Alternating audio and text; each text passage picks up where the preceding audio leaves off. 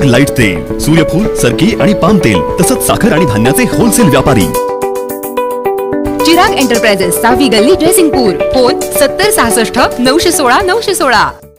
नांदणीत बंटूवर मौजी बंधन उपनयन संस्कार पंचकल्याण महामहोत्सव 1.5 लाखावर श्रावक श्राविकांची उपस्थिती नेटके नियोजन।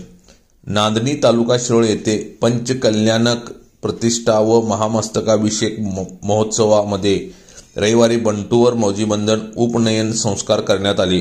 दरम्यान रविवारी 1.5 लाखाहून अधिक श्रावक श्राविकांसह मान्यवरांनी या ठिकाणी भेटी दिल्या।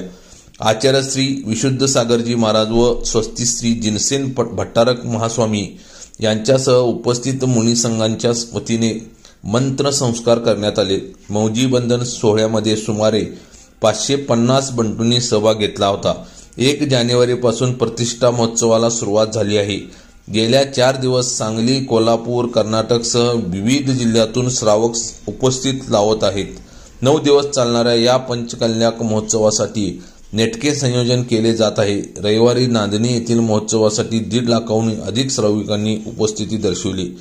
प्रारंभी सकाळी नित्यविधी, लघुशांतिक, आचार्यश्रींचे प्रवचन, मिरवणूक, मंगल कुंभानयन कार्यक्रम झाले।